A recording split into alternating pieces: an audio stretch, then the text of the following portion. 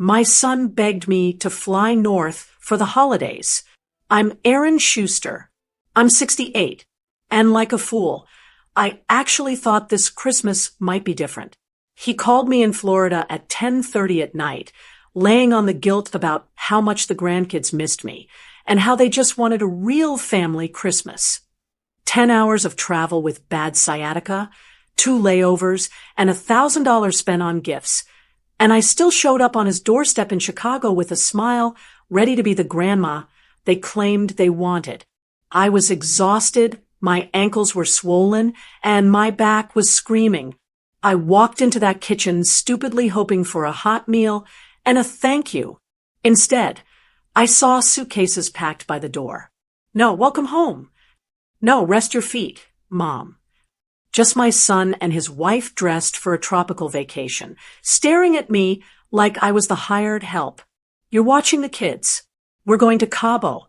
My daughter-in-law didn't even look up from her phone. She just rolled her eyes and delivered the line that sealed her fate. Oh, relax.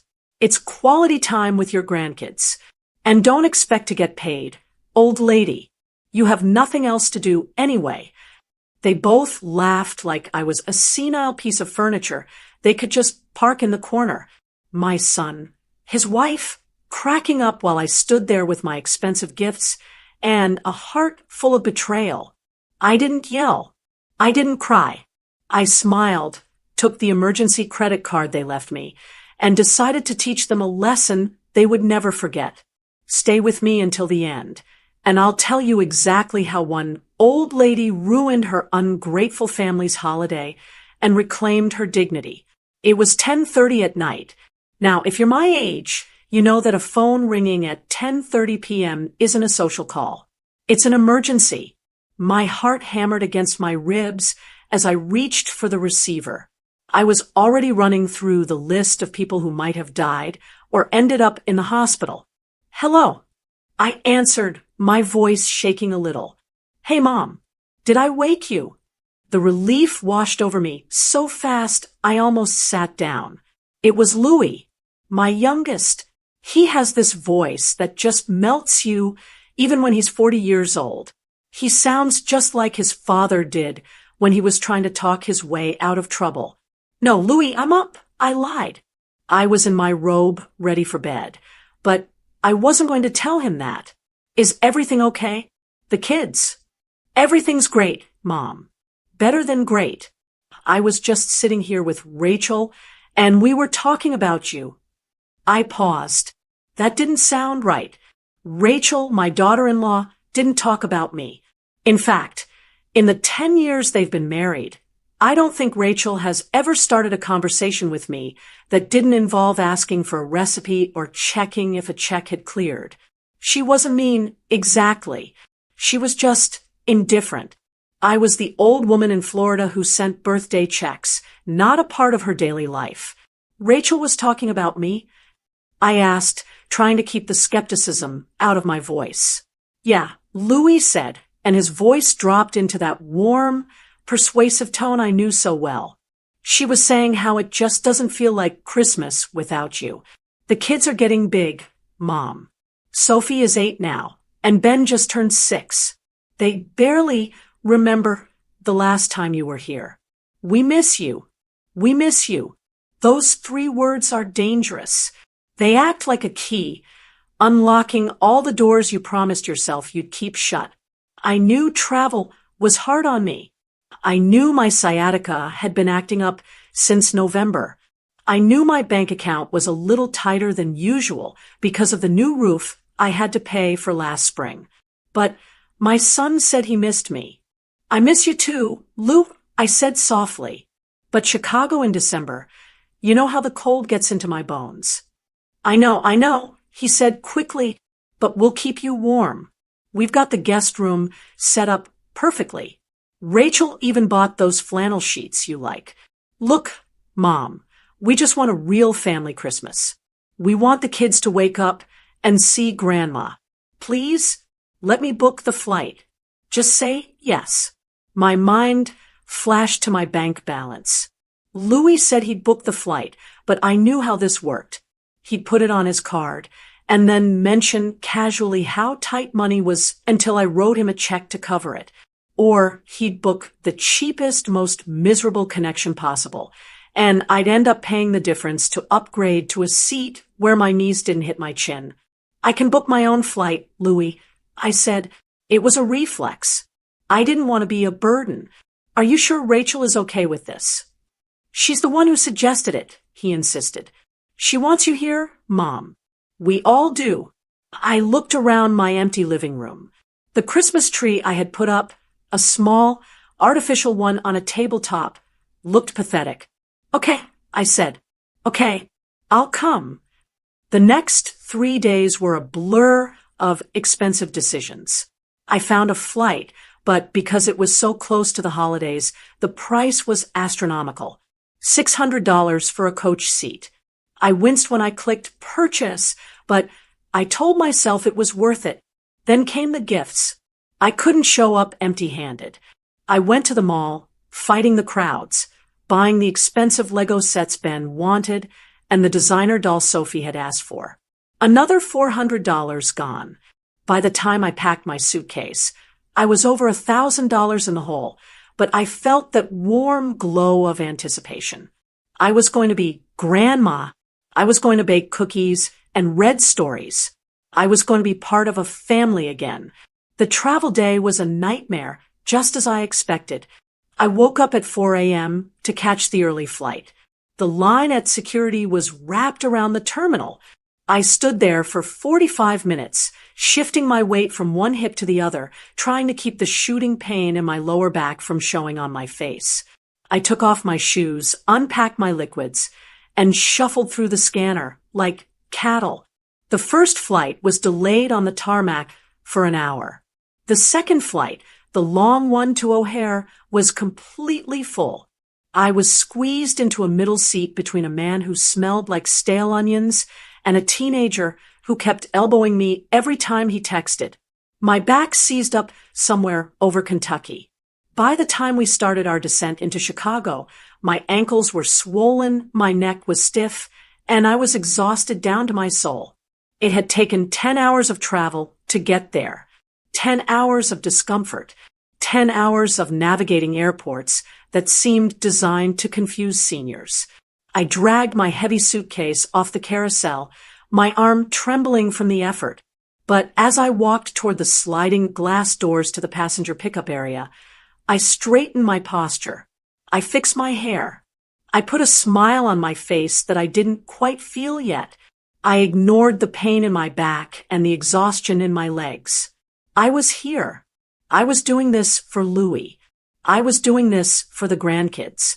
It didn't matter how hard the journey was or how much it cost. It's what mothers do. We show up. We make the effort. We swallow the pain because the reward is seeing those little faces light up when you walk through the door. I stood on the curb in the freezing Chicago wind, shivering in my Florida coat, waiting for my son's car to pull up. I gripped the handle of my suitcase and held on to that hope. They wanted me here. They missed me. This was going to be a wonderful holiday. I had no idea that I was just the help they hadn't paid for yet.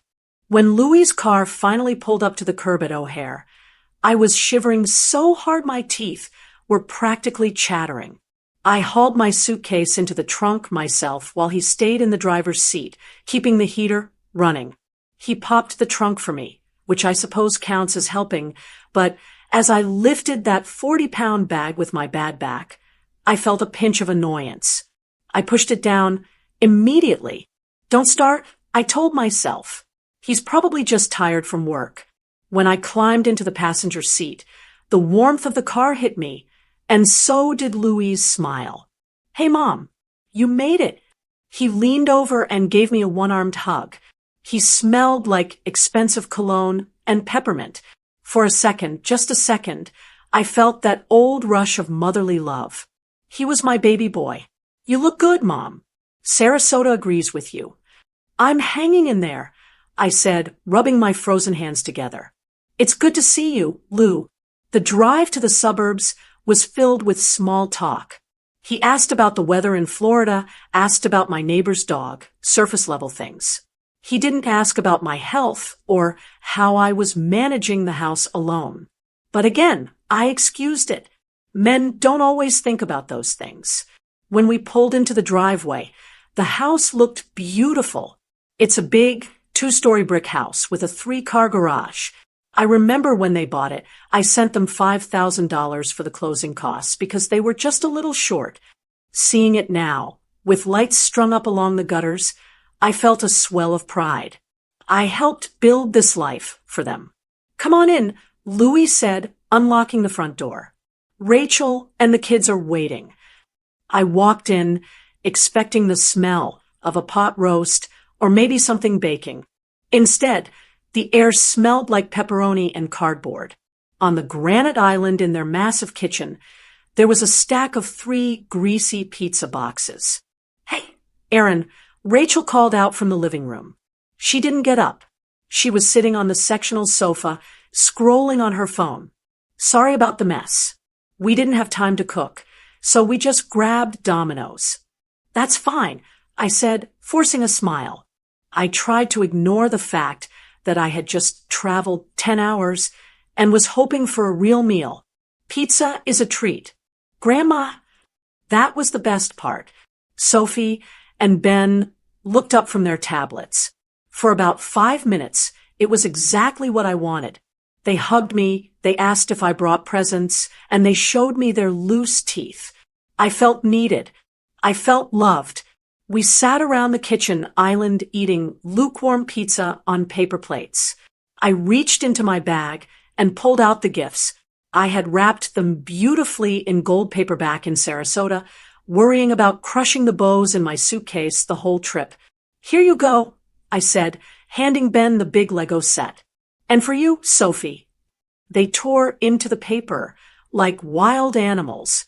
Ben saw the box, the Star Wars shit that cost me $150, and shouted, "Cool." He opened it immediately, spilling 1,000 plastic pieces onto the floor.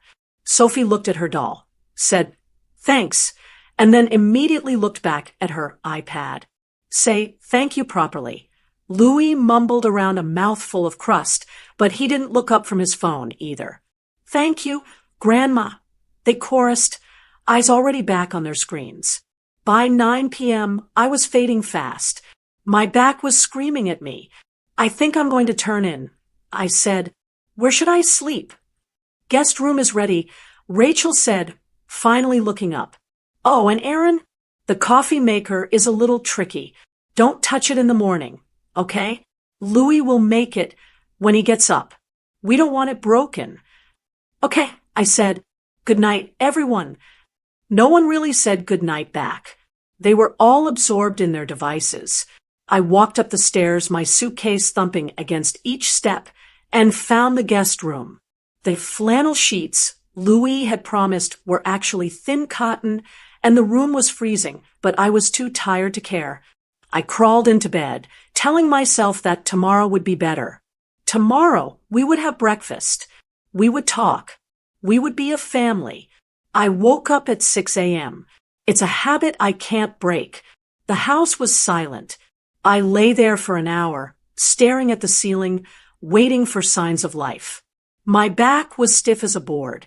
Finally, around 7 o'clock, I heard movement downstairs. I put on my robe and slippers and went down. I was careful not to touch the tricky coffee machine.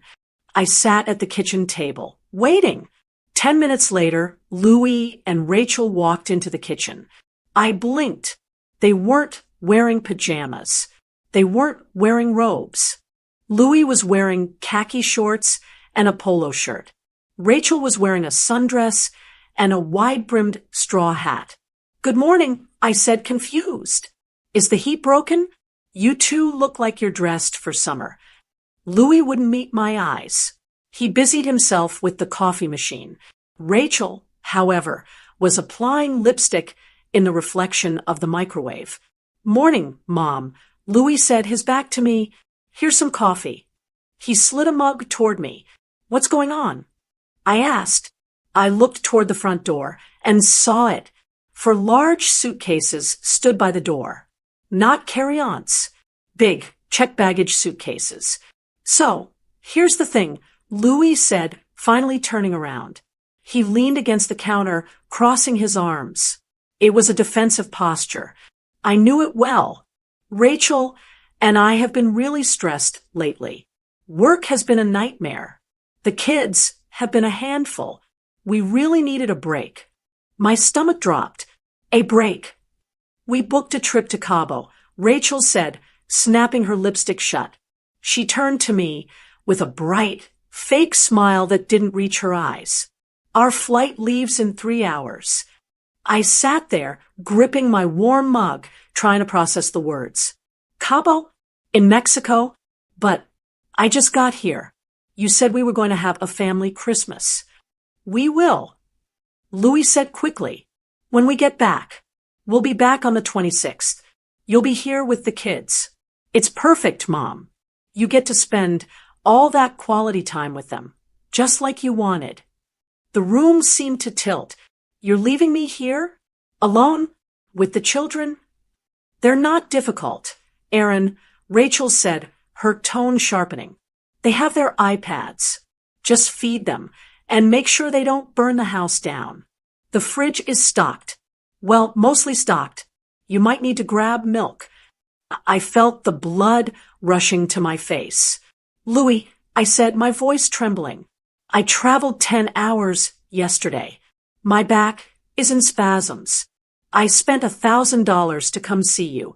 You didn't tell me I was coming here to work. It's not work, it's family, Louis said, looking annoyed now. Why do you always have to make things difficult?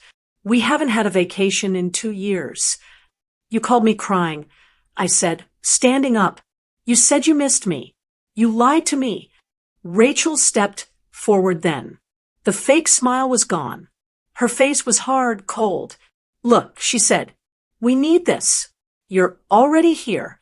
What are you going to do? Turn around and fly home. You can't afford another ticket right now. She knew exactly what my finances were because Louis told her everything. So you flew me here to babysit. I said flatly, we flew you here to help. Louis corrected, though he looked at the floor. And don't think this is a paid gig. Rachel laughed, a short, sharp sound that felt like a slap. She picked up her purse. Don't expect to get paid. Old lady, you have nothing else to do anyway. It's not like you have a job to get back to. You're just sitting in that house in Florida, waiting to die. At least here you're useful. The air left the room. Waiting to die. I looked at my son. I waited for him to defend me. I waited for him to tell his wife not to speak to his mother that way. Louis just checked his watch. We gotta go, Ratch. Uber is 5 minutes out. He looked at me one last time. Thanks, Mom. We really appreciate it. The emergency number is on the fridge. Don't call unless someone is bleeding, okay? International roaming is expensive. They grabbed the suitcases. The wheels rumbled loudly over the hardwood floors, a sound that felt like thunder. The front door opened. A blast of icy wind hit me, and then the door slammed shut. I stood in the silence of the kitchen, wearing my robe, holding a cooling cup of coffee. They hadn't even said goodbye to the kids. I walked to the window and watched them load the bags into the Uber. They were laughing. Rachel showed Louis something on her phone, and he threw his head back in delight. They looked happy. They looked free. They looked like two people who had just successfully dumped their trash. I turned away from the window and looked at the messy kitchen. Pizza boxes from last night were still on the counter. The sink was full of dishes. Upstairs, 2 children were waking up, expecting their parents, and I was the only one here. Old lady, I whispered to myself. I felt something hot and hard settle in my chest. It wasn't sadness anymore. It was something else. They thought I had nothing else to do. They thought I was trapped. They thought I was just a resource to be mined until I ran dry. I took a sip of the coffee. It was bitter. We'll see about that, I said to the empty room. The sound of the front door locking clicked into place, and then there was just silence. It wasn't the peaceful silence of my garden in Florida. It was a heavy, suffocating silence. I stood there in the hallway for a long time, staring at the wood grain of the door. The house was still vibrating with the chaos of their departure. They had left a trail of destruction behind them. Shoes kicked off in the hallway, half-empty coffee mugs on the counters, and a general sense of panic that always seemed to follow Louie and Rachel. I walked into the living room. The TV was on, playing some loud cartoon, but neither of the children was watching it. Sophie was curled up in the corner of the oversized beige sectional, her face illuminated by the blue light of her iPad. Ben was lying on his stomach on the rug, tapping furiously at a Nintendo Switch. Well, I said, trying to keep my voice bright, it looks like it's just us. Neither of them looked up. I was thinking, I continued, stepping further into the room. Maybe we could make some hot chocolate, or we could bundle up and go for a walk. I saw a park down the street. When we drove in, Sophie didn't even blink. Mom said we're allowed to have screen time until lunch because you're tired. I'm not that tired, I said, though my back was throbbing. We're in the middle of a game. Grandma, Ben said without pausing his tapping. We can't stop now. I stood there, feeling like a ghost in my own son's house. They had been coached. Don't bother Grandma. Keep quiet. Let us escape. I turned and walked into the kitchen. It was a disaster zone. The sink was piled high with dishes from breakfast and probably dinner the night before. The granite countertops were sticky. On the island, right next to a pile of unopened mail, sat a single piece of paper and a credit card. I picked up the note. It was written in Rachel's looping handwriting. Aaron, here is the schedule for the kids. Ben has a nut allergy, no peanuts. Sophie needs her inhaler if she runs too much. Bedtime is 8:30 sharp. The credit card is for emergencies only. There is food in the freezer. Please don't order out. It's too expensive. Thanks. R. I looked at the card. It was a secondary card on their account with my name on it. They had given it to me years ago, just in case, but I had never used it. Not once. I held it in my hand, feeling the cold plastic. Emergencies only. I looked around the kitchen. It was a beautiful kitchen. Stainless steel appliances, custom cabinets, an island big enough to land a plane on. It was the kind of kitchen I had dreamed of having my whole life, but never could afford. And then the memories started to flood in. They hit me like a physical blow.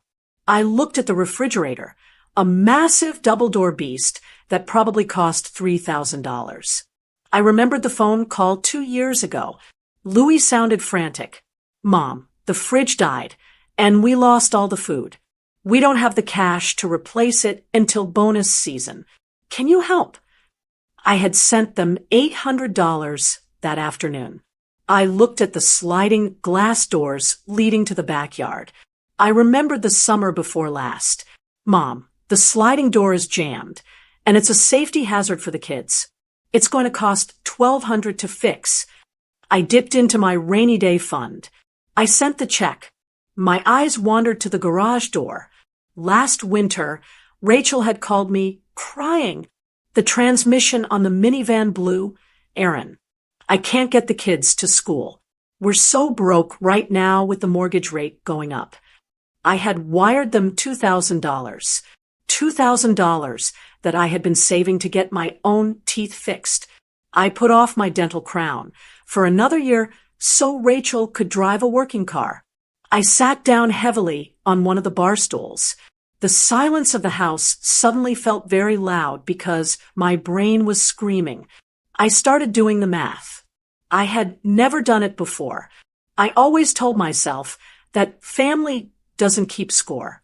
Mothers don't keep receipts. You give because you love them. You give because you want their lives to be easier than yours was. But sitting there, holding that emergency-only credit card. I started to tally it up. The mortgage help when Louis was between jobs, $4,500. The car repairs over the last 5 years, $3,000. The loans for Christmas presents so the kids wouldn't be disappointed, $1,500. The plane ticket I just bought to come here, $600. The gifts in my suitcase, $400. I had poured over $10,000 into this household in the last few years. I lived on a fixed income. I clipped coupons. I turned my air conditioning off during the day to save on electric bills. I wore shoes until the soles wore through.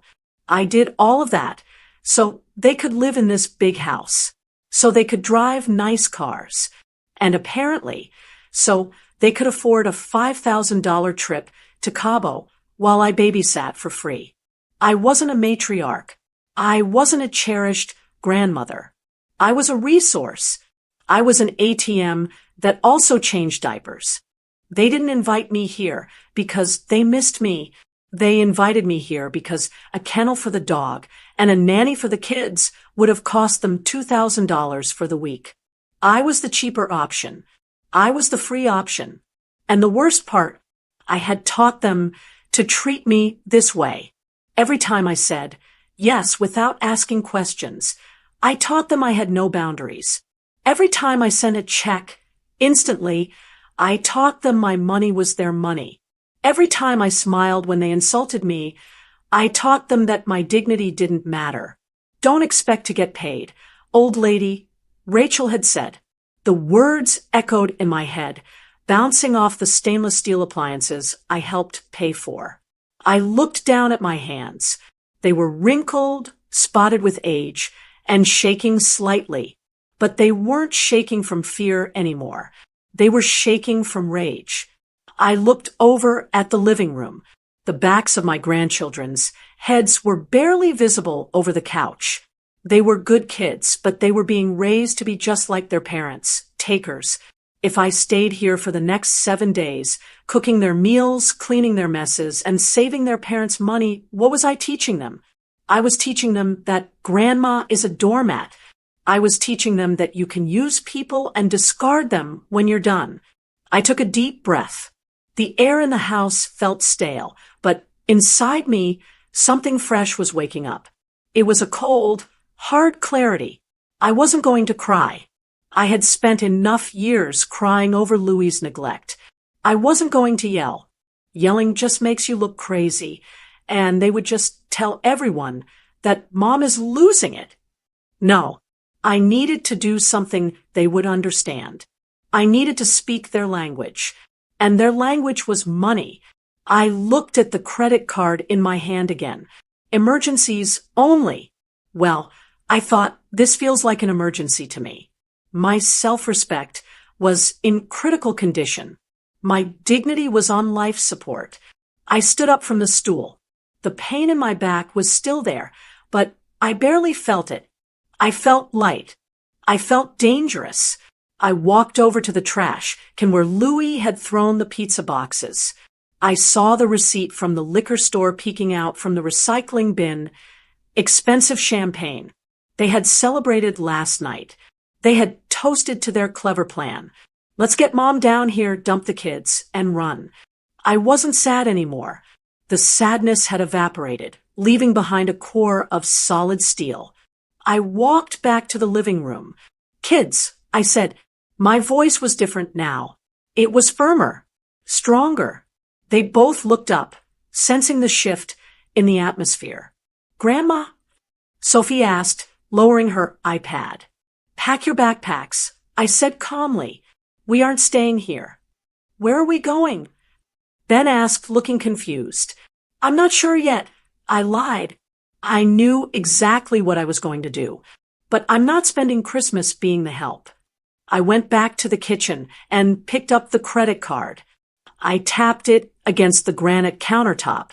Tap, tap, tap. It was time to balance the ledger.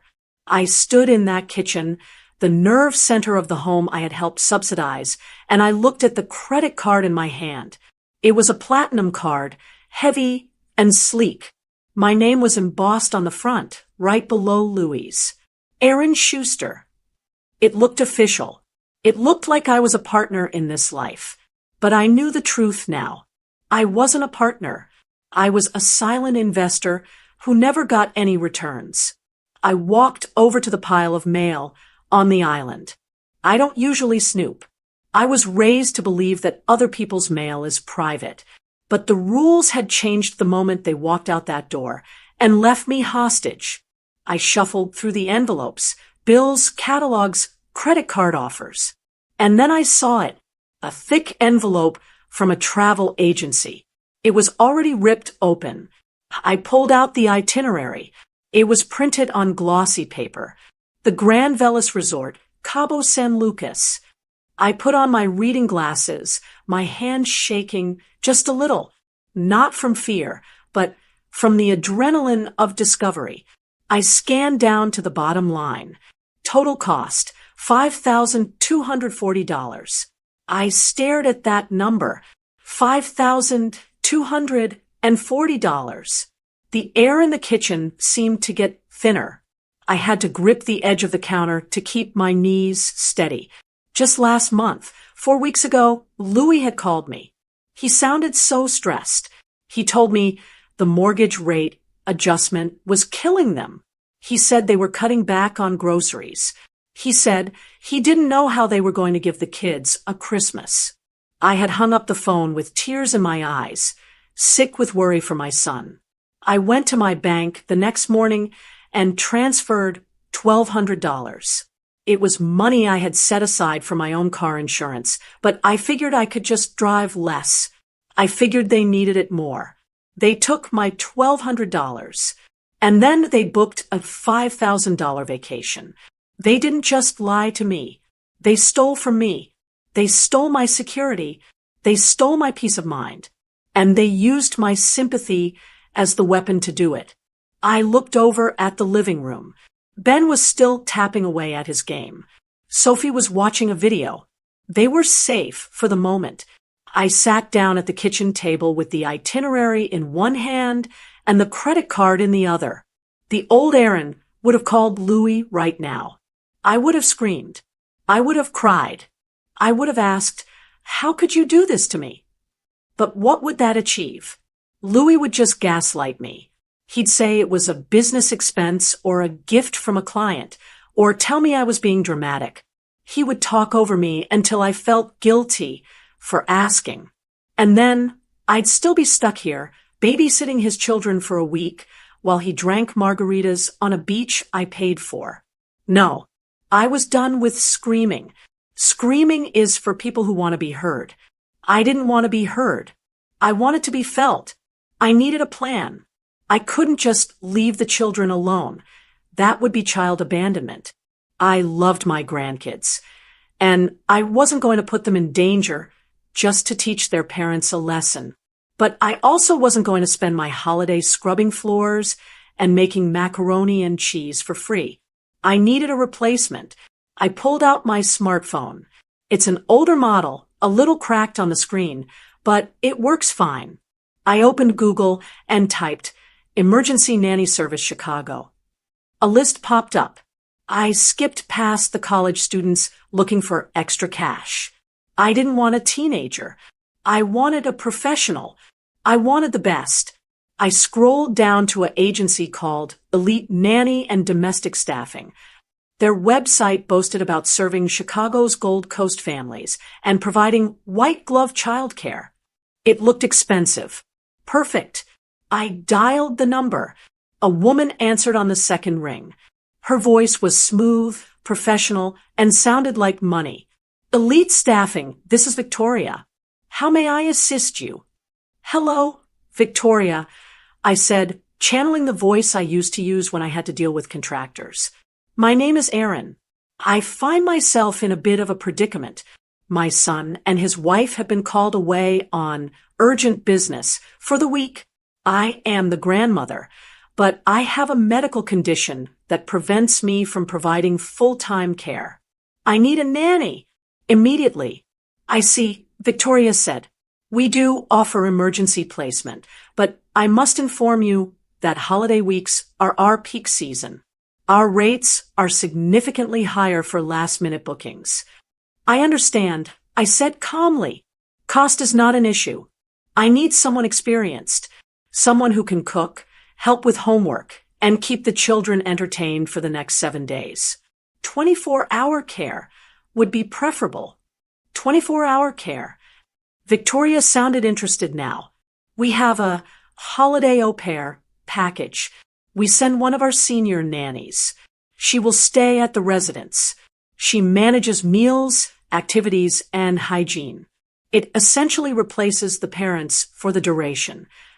That sounds exactly like what we need. I said, how soon can you send someone?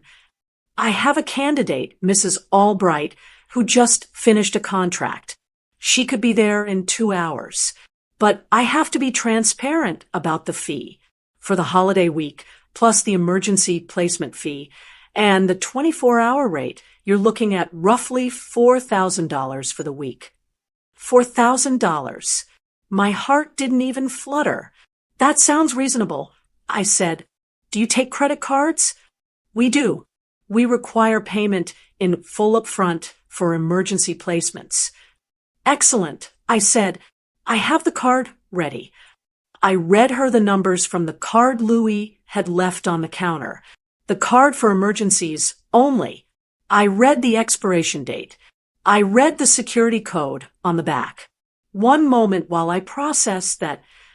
Victoria said, I held my breath. For a second, I wondered if the card had a limit. I wondered if it would decline. Approved, Victoria said. Mrs. Albright will be there by 1 p.m. I'll email you the contract and her profile. Thank you, Victoria. You've been a lifesaver.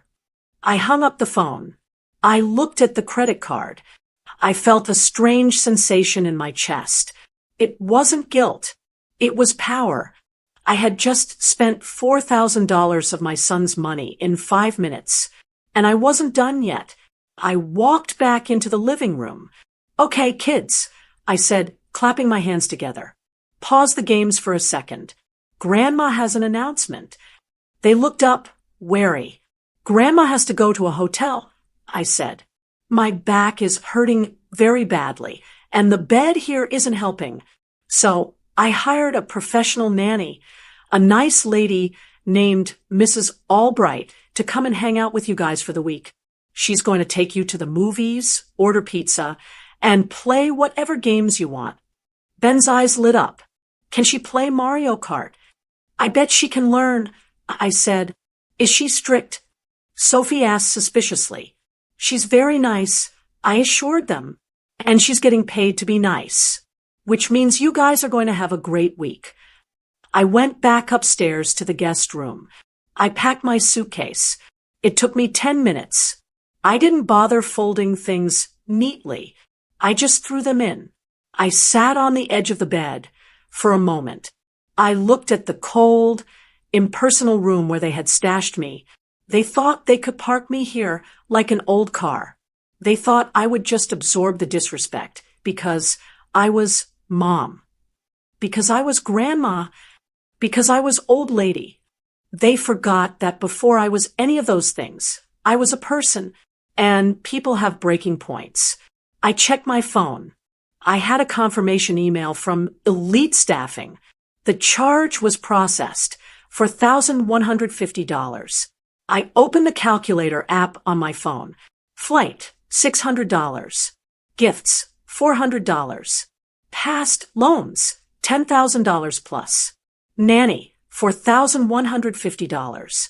I was starting to get my money back, but the money was just the beginning. The real payment was going to be the lesson. I picked up my suitcase and walked to the door.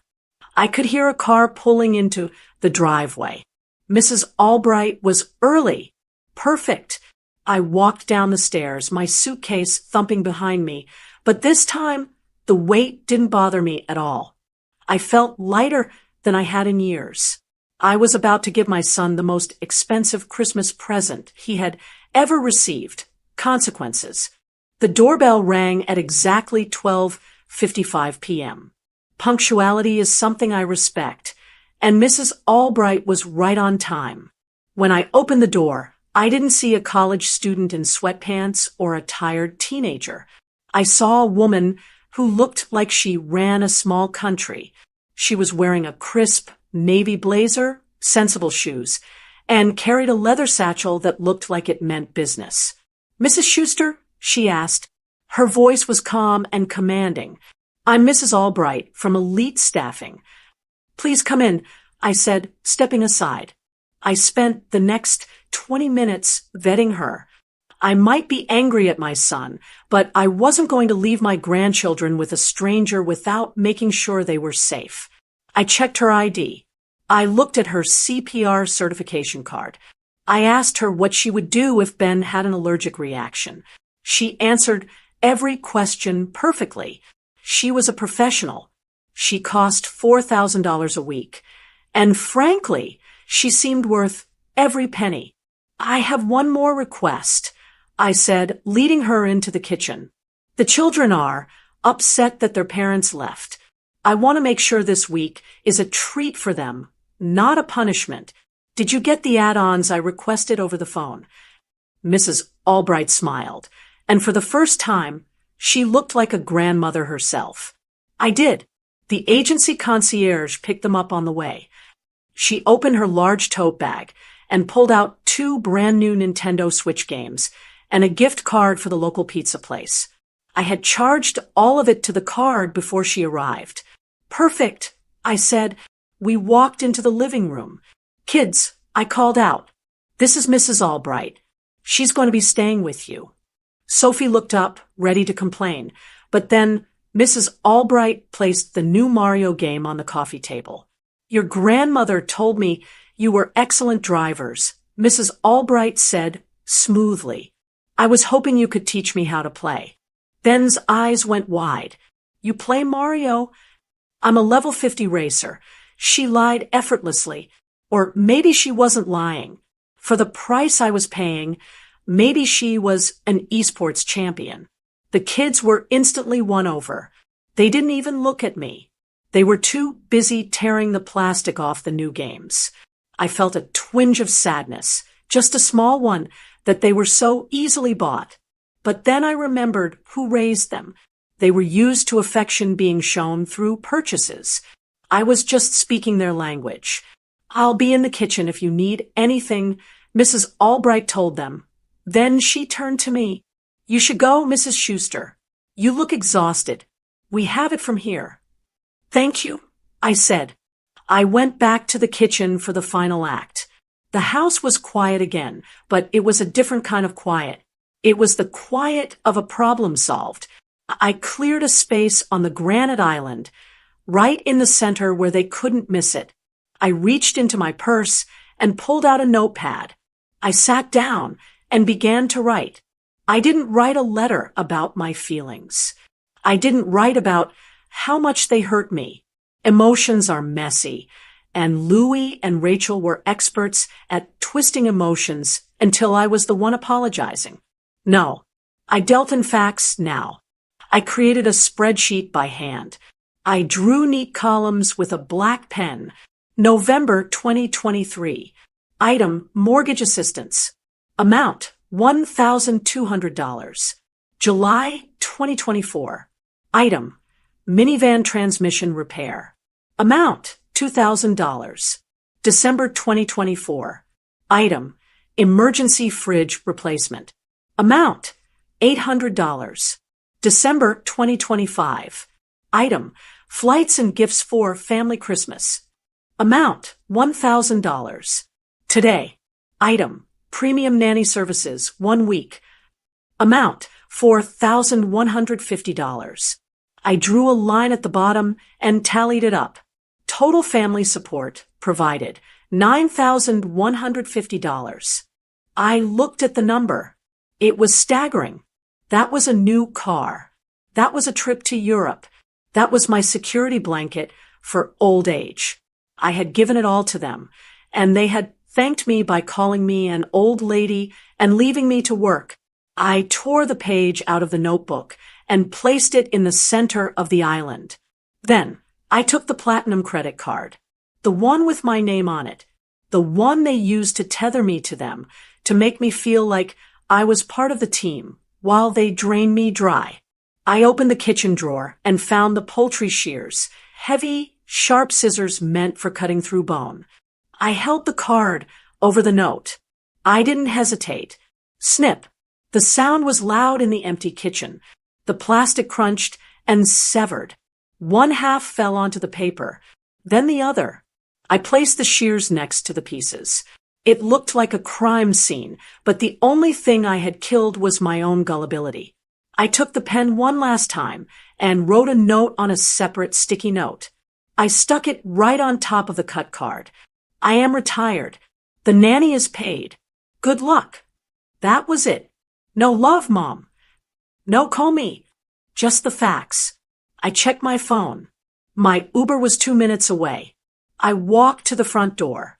I put on my coat and wrapped my scarf tight.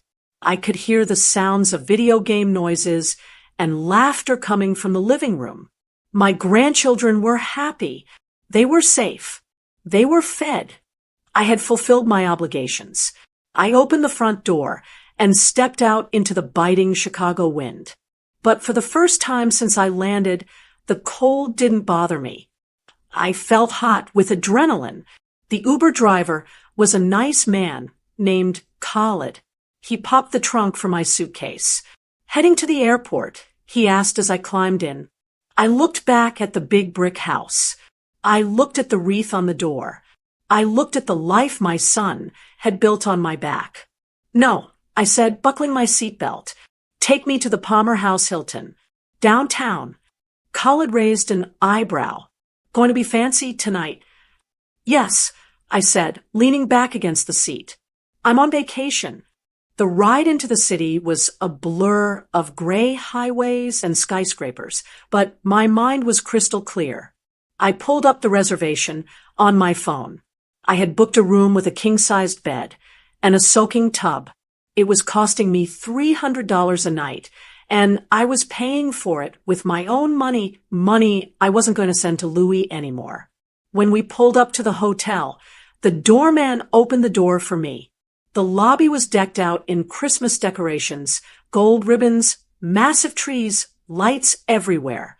It was warm and smelled like cinnamon and expensive perfume. I checked in. The receptionist smiled at me. Welcome, Mrs. Schuster. You're staying with us for the week.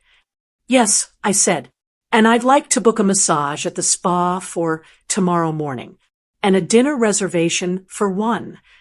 Certainly. I went up to my room on the 14th floor. It was beautiful. Silence. Pure, luxurious silence. No screaming kids. No disrespectful daughter-in-law. No son manipulating me for cash. I walked to the window and looked out over the city lights. Somewhere out there, in that cold suburb, Mrs. Albright was earning her fee. Somewhere further away, in a sunny resort in Mexico, Louis and Rachel were probably ordering their second round of drinks, thinking they had pulled off the perfect scam. I let out a long breath. I didn't feel guilty. I didn't feel sad. I felt free. I took off my shoes and sank into the armchair by the window. I closed my eyes. The war wasn't over. I knew the phone calls would start soon, but the first battle was won. I had fired myself as their doormat. And tomorrow, Louis was going to find out that the Bank of Mom was permanently closed. It was around 8 p.m. in Chicago when I finally settled into my hotel room. The silence was luxurious. I had ordered room service, a club sandwich and a pot of chamomile tea, and I was sitting in a plush white robe by the window, watching the snow start to fall over the city lights. I was warm. I was fed. And for the first time in years, I wasn't worrying about anyone else's dinner. 2,000 miles away in Cabo San Lucas, I knew exactly what was happening. I know my son. I know his habits. And I know that right about now, The initial high of escaping mom and the kids was peaking. I could picture it perfectly. Louie and Rachel were seated at one of those open-air restaurants overlooking the ocean, the kind with white linen tablecloths and candles that flicker in the breeze. They would be on their second or third margarita, feeling that smug satisfaction of people who think they've cheated the system. They were probably laughing about me. I can hear Rachel's voice in my head, sharp and dismissive. I can't believe she actually came. It saved us a fortune. And Louis, my boy, would be nodding along, convincing himself that he did me a favor. Mom needed to get out of the house anyway. She loves the kids. It's a win-win. They would order the surf and turf. Louis always orders the most expensive thing on the menu when he thinks he has a safety net. They would eat their lobster tails and their ribeyes, toasting to their own cleverness, completely unaware that the ground beneath their feet had already crumbled. The reality check would arrive with the check. Here is how the timeline played out. I know this because the banking alerts on my phone, which I still had access to, told the story better than any diary entry. At 8:45 p.m. Central Standard Time, a transaction was attempted at El Mirador Restaurant, Cabo. Amount, $425. Status, declined. I imagine the waiter walking back to their table. He would be polite, of course. He would lean down, trying to be discreet, holding the little black folder closed. Sir, he would say, I'm afraid there was an issue with the card. Louis would laugh it off. Oh, probably a travel flag. Here, try this one. He would hand over his debit card, the one linked to the checking account where I used to deposit my little gifts. He didn't know that the $4,000 charge for the nanny had already hit the pending status. He didn't know that the pre-authorization hold for the hotel had eaten up the rest. At 8:48 p.m. Central Standard Time, attempt number 2. Status, declined. Insufficient funds. This is the moment the sweat starts. It's not the warm Cabo breeze anymore. It's the cold, prickly sweat of panic. I can see Louis checking his phone, his smile fading. That doesn't make sense, he'd mutter. I get paid on Friday. There should be plenty of room on the credit card. Rachel would be getting impatient. She hates looking poor. Just fix it, Lou. People are looking. So he would open the banking app. That little app is a window into the soul of your finances, and what Louis saw in that window must have stopped his heart. First, he would see the balance. 0, or maybe negative, depending on the overdraft fees. Then, he would scroll down to the recent transactions list to see what happened. And there it was, the smoking gun. Pending, elite nanny and domestic staffing, Chicago, $4,150. I wonder if he read it twice. I wonder if he showed Rachel. I wonder if she screamed right there in the restaurant. Elite nanny. The realization would hit them like a rogue wave. Mom didn't just leave. Mom hired the most expensive replacement she could find, and she made us pay for it. Then, the second realization would hit. They were in a foreign country. They had eaten a $400 meal, and they had no way to pay for it. Back in my hotel room, my phone lit up on the side table. The screen flashed. A picture of Louis smiling from a few years ago popped up. Incoming call, Louis. I stared at it. I took a sip of my tea. It was perfectly steeped. For years, that ringtone triggered a Pavlovian response in me. My heart would race. Does he need money? Is someone hurt? Do I need to fix something? I would answer on the first ring, breathless, ready to serve. BZCT, BZCT. Pick up, Mom. I whispered to the empty room, imagining him shouting into his phone in the restaurant bathroom. Pick up, pick up, pick up. He was probably frantic. He needed me to transfer money. He needed me to call the bank and authorize the charge. He needed me to cancel the nanny. He needed me to save him from the consequences of his own arrogance. I reached out and picked up the phone. The vibration buzzed against my palm. I looked at the accept button. Green. Inviting. The path of least resistance. The path back to being a doormat. Then I looked at the decline button. Red. Final. The color of a stop sign.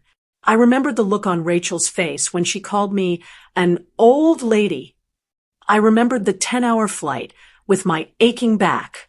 I remembered the years of loans that were never repaid. I pressed the red button. Call declined. The room went silent again. I didn't block him. Not yet. I wanted him to know I was there. I wanted him to know I saw the call and chose not to answer. 10 seconds later, the phone buzzed again. Incoming call, Rachel. Oh, now Rachel wanted to talk. The woman who couldn't be bothered to look up from her iPad to greet me was suddenly desperate for a conversation. She probably wanted to yell. She probably wanted to threaten me. Or maybe she was going to try the family angle. I let it ring. I watched the name dance across the screen until it timed out and went to voicemail. Bing. A text message appeared. Louis, MOM. Answer the phone. Someone stole the card info. There is a $4,000 charge. We are stuck at the restaurant. Answer me. He still didn't get it. He thought it was fraud. He couldn't conceive of a world where his mother would actually spend his money on something for herself. Or rather, on the solution to the problem he created. Bing. Louis, Mom, please. The card is maxed. We can't pay the bill. They are threatening to call the police. Pick up. I set the phone back down on the table, face down. I wasn't going to save them. Not this time. They were two healthy adults with college degrees. They could figure it out. Maybe they could wash dishes. Maybe they could call Rachel's parents. Maybe they could sell those designer watches they bought last Christmas when they didn't have money to come visit me. It wasn't my problem. My problem was deciding what time to schedule my massage for the next morning. I stood up and walked to the window again. The snow was falling harder now, dusting the Chicago streets in white. It was beautiful. I felt a strange sensation in my chest. It was the absence of weight. For the first time in forever, I wasn't carrying them. I had put the load down. Let them panic. Let them sweat. Let them feel, just for one night, what it feels like to be helpless and used. I turned off the lamp, leaving the room illuminated only by the city glow. I climbed into the king-sized bed. The sheets were crisp and cool, much better than the flannel in Louis's freezing guest room. My phone buzzed one more time on the nightstand, a desperate, angry vibration against the wood. I reached over and turned it off completely. Good night, Louis, I whispered, and I slept like a baby. I didn't turn my phone back on until 9 a.m. the next morning. I had slept for 9 solid hours, the kind of sleep where you don't move an inch. When I finally pressed the power button, the device nearly vibrated off the nightstand. It buzzed and pinged for a solid minute, flooding with missed calls, voicemails, and frantic text messages. I didn't listen to the voicemails. I didn't need to hear Rachel's screeching or Louis's panic to know what had happened. The timeline was clear enough from the banking alerts. They hadn't stayed in Cabo. Of course they hadn't. When the credit card declined at dinner, that was just the first domino. The hotel would have been next. They would have asked for a card to keep on file for incidentals, or maybe the pre-authorization for the room finally tried to post and bounced because Mrs. Albright's fee had eaten up the available credit. They were stranded in a foreign country with no money and a maxed-out credit card. I can only imagine the humiliation. They probably had to make the one call they swore they never would to Rachel's father. He's a hard man, not like me. He doesn't give loans. He gives lectures. I'm sure he bailed them out, but I'm also sure he made them beg for it. Then came the scramble to get home. You can't just change a flight during Christmas week for free. I checked the airline app out of curiosity. Same-day changes were running about $500 a ticket. They likely had to put that on a high-interest credit card, the kind they keep hidden in a wallet for real emergencies. They spent thousands of dollars to fly to Mexico, eat one dinner, get embarrassed, and fly right back. By the time I finished my breakfast, Eggs Benedict, and fresh fruit, I got an email notification from Elite Staffing. Assignment concluded. Mrs. Albright has clocked out at 11 a.m. They were home. I sat by the window in my hotel room, sipping my coffee, and I let my mind travel back to that big brick house in the suburbs. I knew the layout of that kitchen better than my own hand. I knew exactly what scene was playing out. They would have walked in the door exhausted, wearing the same clothes they left in yesterday, smelling like airplane air and stress. They were probably ready to scream at me. They were probably rehearsing the speeches they were going to give. How could you do this to us? You ruined our vacation. You're selfish. But they didn't walk into a disaster. They walked into a sanctuary. Mrs. Albright is a professional. The house would be cleaner than when they left it. The laundry would be folded. The children would be calm, fed, and probably playing their new video games. There would be no chaos for them to yell about. There would be no crazy old grandma losing her mind. There was just the bill. Mrs. Albright would have met them at the door with her clipboard. She wouldn't offer sympathy. She would offer an invoice for any overtime incurred during their travel delay. She would hand them a report on the children's behavior, collect her things, and leave. And then it would just be Louie, Rachel, and the kitchen island. I pictured Louie walking into the kitchen to get a glass of water, his hand shaking. He would see it immediately. You couldn't miss it. The altar of truth. The platinum credit card, cut cleanly in two, resting on the granite like a dead insect. And right next to it, the spreadsheet. I imagined him picking up that piece of notebook paper. Louis is an accountant by trade. Numbers are his language. He couldn't ignore the columns. He couldn't spin the totals. November 2023. Mortgage assistance, $1,200. July 2024. Minivan repair, $2,000. Today, nanny service, $4,150. Total, $9,150. He would have to read every single line. Every single time I saved them. Every single time I sacrificed my own comfort so they could maintain the illusion of their wealthy lifestyle. And then he would see the sticky note. I am retired. The nanny is paid.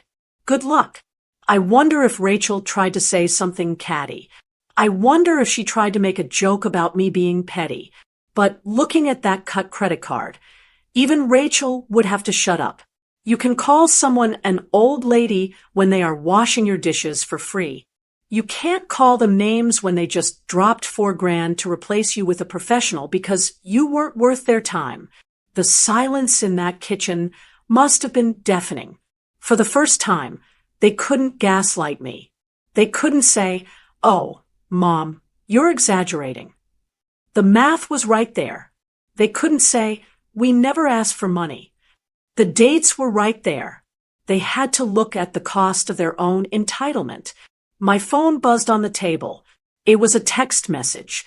My heart gave a little squeeze. Old habits die hard, but I didn't pick it up immediately. I finished my coffee. I watched a pigeon land on the windowsill. I took a deep breath. Then I picked up the phone. "Louis, Mom, we're home." We saw the note. 3 dots danced on the screen. He was typing, then stopping, then typing again. He was struggling. Good.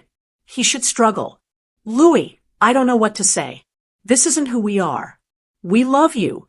I stared at the screen, and for the first time in my life, I laughed at my son.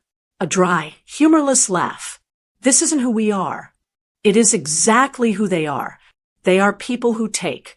They are people who assume. They are people who mistook kindness for weakness and silence for stupidity. He didn't say, "I'm sorry." He didn't say, "I'll pay you back." He just tried to smooth it over with a vague denial of reality. He wanted me to text back and say, "It's okay, honey, I understand." He wanted me to fix the emotional tension, just like I fixed the financial tension. I looked at the cut credit card in my mind's eye. I didn't type a response. I didn't need to. The silence I was giving him now was heavier than any paragraph I could write. I put the phone down. I had a massage scheduled for 11:30, and I didn't want to carry this tension into the spa. They were home. The kids were safe. The lesson had been delivered. Now, they had to live in the house I helped pay for, with the memories of the vacation they couldn't afford, and the realization that the safety net was gone. I stood up and tightened the belt of my robe. I felt vindicated. It wasn't a happy feeling, exactly. It was more like the relief you feel when a fever finally breaks. The sickness was gone. I could see clearly now. I walked to the door of my hotel room. I was going to enjoy my holiday. For the first time in years, I was exactly where I wanted to be, alone, unbothered, and entirely paid for by myself. I flew back to Florida on December 26th. I didn't ask Louis for a ride to the airport. I didn't ask him to carry my bags. I didn't even tell him which flight I was on. I simply checked out of the Palmer House Hilton, took a cab to O'Hare, and bought a sandwich at the terminal with my own money. The flight home was different than the flight there. On the way up, I had been anxious, my back aching with every bump of turbulence, my mind racing with thoughts of how to make everyone happy. On the way back, I sat in my window seat and watched the clouds roll by. My back still hurt. I'm 68. That doesn't just go away, but the heaviness in my chest was gone. I hadn't seen Louis or Rachel since I walked out of their house. Some people might think that's cold. They might ask, how could you leave without hugging your son goodbye? But those people haven't sat in a kitchen and been told they were worthless except for their ability to scrub dishes. I didn't need to say goodbye. My absence was the goodbye. When I unlocked the front door of my little house in Sarasota, the rush of warm, stagnant air hit me. It smelled like dust and old books, but to me, it smelled like freedom. I walked through the rooms, turning on lights. My cat, Mittens, wound herself around my ankles, purring loudly. She was happy to see me. She didn't want my credit card. She just wanted me. I unpacked my suitcase. I put the clothes in the wash. I put the toiletries away. And then I did something I hadn't done in years. I sat on my lanai with a glass of iced tea and just listened to the wind in the palm trees. Usually, when I get back from a trip to see family, I spend the first week worrying. Did I help enough? Do they think I'm getting too old? Should I send a little extra money to say thank you for hosting me? This time, my mind was quiet. I checked my phone. There were a few texts from Louis over the last 2 days. They were tentative. Merry Christmas, Mom. We miss you. Hope you got home safe. He was testing the waters. He wanted to see if I was still the same Aaron who would rush to reassure him. He wanted to see if the ATM was open for business again. I texted back, home safe, Happy New Year. Brief, polite, distant. I didn't offer to pay for the flight change fees I knew they had incurred. I didn't offer to help with the credit card bill that was coming due. That was their mess. They were 40 years old. If they could figure out how to book a luxury vacation to Cabo, they could figure out how to pay for their own mistakes. The next morning, I sat at my kitchen table with my checkbook. It's a habit I have at the end of every month. Usually this is a stressful time. I look at my pension, I look at Social Security, and I try to squeeze out enough to help Louis while keeping my own lights on. But this month, the math was different. I looked at the line item for family support. It was usually the biggest expense in my budget. Between the random transfers, the gifts, and the emergency bailouts, I was sending them nearly $1,000 a month on average. I took my pen and drew a line through that category. 0. I stared at the number. If I wasn't supporting them, I actually had money. I had spare money. I looked out the window at my garden. The hibiscus bushes were overgrown. The lawn was patchy. For years, I had been mowing it myself, pushing that heavy machine in the Florida heat because I couldn't afford a landscaper. I told myself it was good exercise, but the truth was, it hurt. It left me exhausted for days. I picked up the phone and called the number on the side of the truck I always saw parked down the street. Rodriguez Landscaping. A man answered. "Hi," I said. "I'd like to hire someone to take care of my yard. Mowing, trimming, everything. And I want to plant some new hydrangeas. We can come out for an estimate today." He said. "Don't worry about the estimate," I said, feeling a little thrill. "Just come.